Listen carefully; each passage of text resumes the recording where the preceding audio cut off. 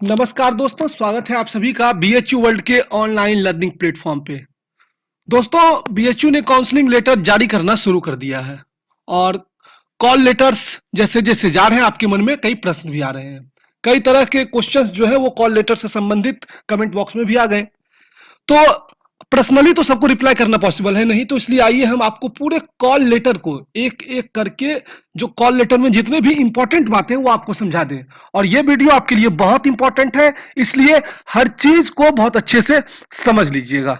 देखिए, call letter में सबसे पहले ऊपर है फैकल्टी ऑफ आर्ट्स, यानी ये जो कॉल लेटर है आर्ट्स फैकल्टी के द्वारा इशू किया गया है। आपने जिस कोर्स का एग्जाम दिया होगा और आपकी जो फैकल्टी होगी या इंस्टीट्यूट होगी उसके द्वारा कॉल लेटर गया होगा। उसके बाद आप आएंगे तो देखेंगे आपका नाम है, यूईटी और पीईटी रोल नंबर है, यानी कि जिसने बीए बीएससी का दिया होगा एग्जाम या बीकॉम का उनका यूईटी रोल नंबर है, और जो लोग पोस्ट ग्रेजुएशन का एग्जाम दिए होंगे उनका पीईटी रोल नंबर ये होगा। उसके बाद मेरिट इंडेक्स, यानी आपके कुल कितने मार्क्स आए हैं, ये है 291। उसके बाद ओवरऑल रैंक, यानी कि आपका रैंक जो है वो ओवरऑल क्या है, वो है 1 पूरे कैंडिडेट्स में। उसके बाद कैटेगरी अगर आपकी कोई है तो कैटेगरी रैंक होगा, जैसे कैटेगरी रैंक ओबीसी, इसका वो भी 1 है। उसके बाद अगला पॉइंट है composite index for hostel allotment. तो कंपोजिट इंडेक्स के बारे में मैं आपको बाद में डिटेल से समझाऊंगा, ये बस आप अभी ये समझिए कि आपके ये हॉस्टल का इंडेक्स है 83.69। यहाँ एक चीज मैं बोल दूं कि कई बच्चों के सोशल साइंसेस के जो कॉल लेटर गए हैं उसमें उनका कंपोजिट इंडेक्स नहीं शो कर रहा है, तो आपको परेशान होने की जरूरत नहीं है। जब आप यहाँ काउंसलिंग में आएंगे तो वो आपका सही किया जाएगा। इसके बाद नीचे की ओर चलिए तो देखिए यहाँ पे है कि हाँ, एक सब्जेक्ट ये बड़ा इंपॉर्टेंट है, subject counselling for provisional admission 131 B honours arts subject to availability of seats at your rank. एक चीज इसमें समझ लीजिए, इसका मतलब ये है कि आपको आर्ट्स फैकल्टी में एडमिशन के लिए भेजा गया है कॉल लेटर, लेकिन ये सीट्स कितने खाली रहते हैं उस पर डिपेंड करता है। यानी कि ये इसमें स्पष्ट लिखा गया है कि कॉल लेटर जाने का मतलब ये बिल्कुल नहीं है कि आपका एडमिशन कंफर्म हो गया। Please bear in the mind that the number of eligible candidates call for counselling is much larger than the seats available. लेकिन जिनकी रैंकिंग बहुत अच्छी है और हम लोगों ने जो प्रिडिक्ट किया था उन लोगों का एडमिशन लगभग हो जाएगा। उसके बाद जो अगला इंपॉर्टेंट चीज है वो पर्टिकुलर्स में, तो ये आपको देखना है कि काउंसलिंग किस चीज के लिए गई है, आपको पेड सीट के लिए गई है, कैटेगरी सीट के लिए गई है या फिर किसी और चीज के लिए गई है। तो ये सबसे पहले इसमें ये लिखा हुआ है कि counselling for regular fee seat, यानी कि ये पेड सीट नहीं है। 2 सीट होते हैं, रेगुलर और पेड। रेगुलर की फी कम होती है, पेड की फी ज्यादा होती है। तो ये जो काउंसलिंग गई है वो आपके रेगुलर सीट के लिए गई है और इसकी काउंसलिंग डेट 6/7/2019 और टाइम 9 बजे से 9:20 सुबह। एक बात का आप विशेष ध्यान देंगे कि टाइमिंग पे बहुत पाबंद रहेंगे आप लोग। आप आधे घंटे पहले आ जाइएगा, लेकिन अगर लेट हो जाएंगे तो आपको बहुत दिक्कत होगी। उसके बाद रैंक टाइप है जनरल, मेल एंड फीमेल। अब इसमें अलग अलग रैंक टाइप आएगा। अगर जो फीमेल होंगे उनको सिर्फ फीमेल के लिए जब काउंसलिंग जाएगी तो सिर्फ फीमेल वाली जाएगी। अभी सबको जनरल में मेल एंड फीमेल दोनों गया होगा, लेकिन जिनको सिर्फ कैटेगरी वाली जाएगी, मान लीजिए किसी बच्चे का कैटेगरी से सिर्फ काउंसलिंग जा रहा है तो उसमें सिर्फ एससी रहेगा, जनरल नहीं रहेगा। सिर्फ एससी फीमेल जाएगा तो सिर्फ एससी फीमेल रहेगा। तो यानी ये आपका कैटेगरी शो करता है। तो इस काउंसलिंग में जिनका एडमिशन होगा उनका जनरल में एडमिशन होगा। और फिर वेन्यू दिया हुआ है डॉक्टर आर के hall, old CSC building, faculty of arts, BHU. एक चीज आप समझ लीजिए कि फिजिकल जो है आपका अपीयरेंस वो बहुत जरूरी होता है। कई बच्चों ने कमेंट किया कि सर ऑनलाइन काउंसलिंग होगी क्या? ऑनलाइन काउंसलिंग नहीं होती है। आपका फिजिकल अपीयरेंस जो है काउंसलिंग में वो बहुत जरूरी होता है। और उसके नीचे बढ़ेंगे तो 1 नंबर में एक बहुत इंपॉर्टेंट पॉइंट है, list of essential documents required at the time of counselling. इसको आप अच्छे से पढ़ लीजिएगा। इसमें पहला जो आपका है वो है marksheet of qualifying examination of other previous examination. अब इसमें क्या है कि आप हाई स्कूल पास किए हैं, इंटरमीडिएट किए हैं, तो आप ग्रेजुएशन में आएंगे। तो आप लोग जो है हाई स्कूल प्लस इंटरमीडिएट दोनों की मार्कशीट और सर्टिफिकेट लेकर आएंगे, और जबकि जो लोग पीजी के लिए कर रहे होंगे वो ग्रेजुएशन की भी लेके आएंगे।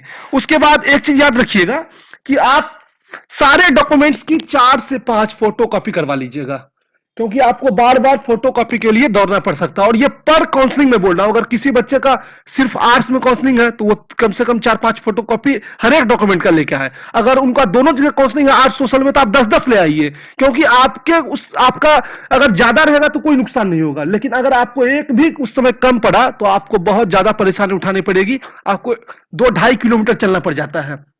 तो आपसे यही उम्मीद करूंगा कि आप अपने सारी व्यवस्था के साथ आएंगे।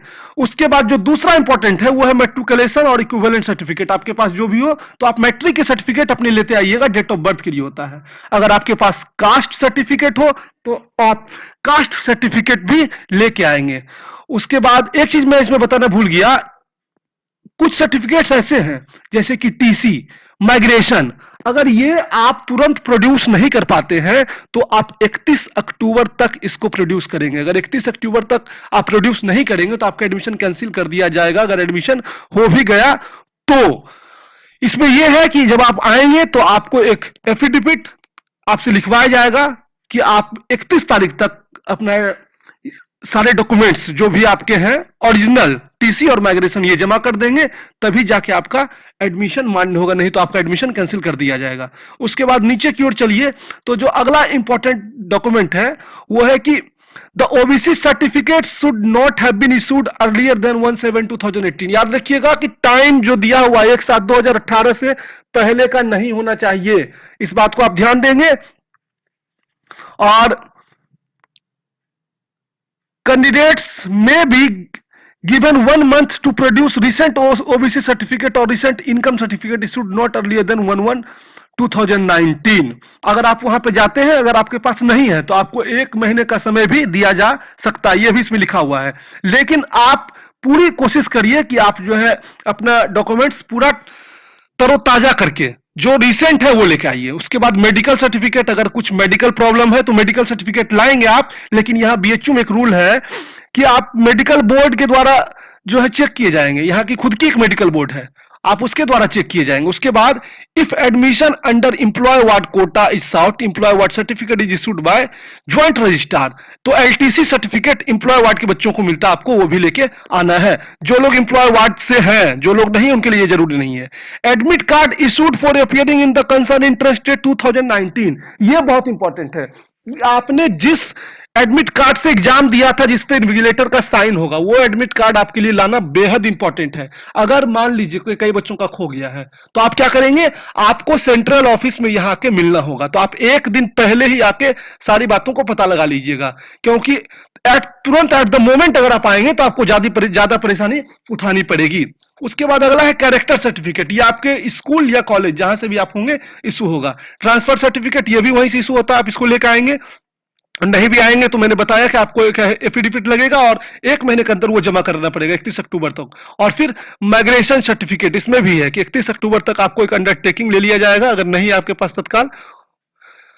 उसके बाद काउंसलिंग प्रोसीजर दिया हुआ है। काउंसलिंग प्रोसीजर क्या दिया हुआ है, तो स्टेप 1 है कि कॉल लेटर फॉर काउंसलिंग। आपके पास कॉल लेटर जो ये गया है आप उसकी प्रिंट आउट करवा लेंगे, फोटोकॉपी उसकी करवा लेंगे। हाँ, एक चीज मैं देखिए भूल गया आपको बताने के लिए, ऊपर जो लिस्ट ऑफ डॉक्यूमेंट्स था उसमें आप पासपोर्ट साइज की अपनी 4 से 5 फोटो जरूर लेकर आइएगा पर काउंसलिंग, वो बहुत इंपॉर्टेंट होती है। तो पासपोर्ट साइज फोटो आप याद रखिएगा। उसके बाद एक डॉक्यूमेंट और ऐड करिएगा, ये कॉल लेटर। इस कॉल लेटर की प्रिंट आउट भी आप लेके आएंगे जिस भी कोर्स के लिए आपका काउंसलिंग है। उसके बाद है ऑनलाइन प्रेफरेंस एंट्री फॉर्म, तो ये आपको भरना होता है और हम लोग ये preference entry form different courses के आपको भर के बताएंगे कि आपके लिए कौन सा सब्जेक्ट अच्छा होगा, कौन सा सब्जेक्ट चॉइस आपको मिल सकता है आपके मार्क्स पे। ये सारी चीजें मैं आपको बताऊंगा। अभी प्रेफरेंस एंट्री फॉर्म जो है उसके पोर्टल पे आइकॉन आपके वो नहीं बना है। इसके बाद है तीसरा step, activity on the day of counselling. आपको क्या क्या करना है आप इसको पढ़ लीजिएगा, इसमें बहुत ज्यादा कुछ इंपॉर्टेंट नहीं है, बस इसमें यह लिखा हुआ है कि आपका फिजिकल अपीयरेंस जो है काउंसलिंग वेन्यू पे वो बहुत इंपॉर्टेंट है। ऐसा नहीं है कि आप नहीं आएंगे तो आपकी काउंसलिंग हो जाएगी, और सारे डॉक्यूमेंट्स जो है वो आपके रहने चाहिए। बाकी उसके बाद जो भी प्रोसेस है वहां पे आपको टीचर समझाने के लिए रहेंगे, तो उसमें आपको ज्यादा परेशान होने की जरूरत नहीं है। फिर declaration of admission list. Declaration of admission list में यह लिखा हुआ है कि 24 घंटे के अंदर, मान लीजिए आपकी काउंसलिंग हुई तो शाम को काउंसलिंग खत्म हो जाती है, तो उसके बाद ही रात में ही आपके पोर्टल में रिजल्ट आने शुरू हो जाते हैं। अगर रिजल्ट आपके आ गए तो आपको 24 घंटे के अंदर पेमेंट करना होता है। पेमेंट अगर आप कर देते हैं तो आपकी सीट कंफर्म हो जाती है, अगर पेमेंट नहीं करते हैं तो आपकी सीट कंफर्म नहीं होती है, वो दूसरे को दे दी जाती है अगर पेमेंट करने में आप फेल हो जाते हैं। और इसके संबंधित कुछ और रूल्स हैं कि क्या लॉक करना चाहिए सब्जेक्ट को, क्या लॉक नहीं करना चाहिए। ये सारी चीजें डिटेल में बाद में समझाई जाएगी, क्योंकि ये थोड़ा जटिल प्रोसेस है।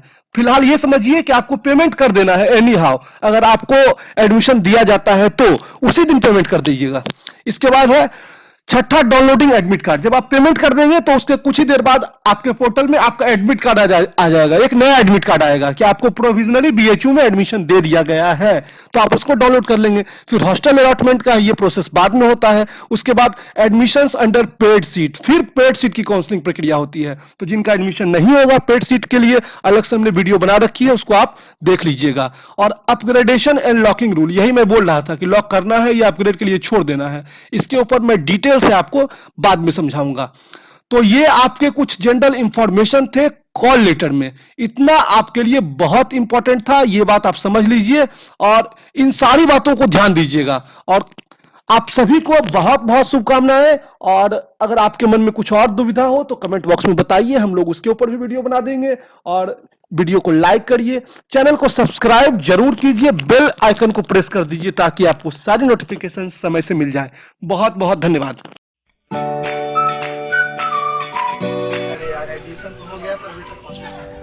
मेरा तो वही हाल है। और भाई एडमिशन हो गया? हाँ भाई एडमिशन तो हो गया, तो रूम मिल गया ना हॉस्टल में। मुझे परेशान क्यों हो यार? रूम ले लो, कर जाओ वहाँ पर अच्छे और सारी फैसिलिटी अवेलेबल है सब कुछ। हाँ लड़के दोनों के लिए अच्छे रूम अवेलेबल है। ये है, ये क्या रूम ले लो, आपके अकोमोडेशन का साथी। जी हाँ, अगर आपको भी हॉस्टल नहीं मिला है तो आप www.roomlelo.in पे जाएं और रूम संबंधित सारी समस्याओं का निजात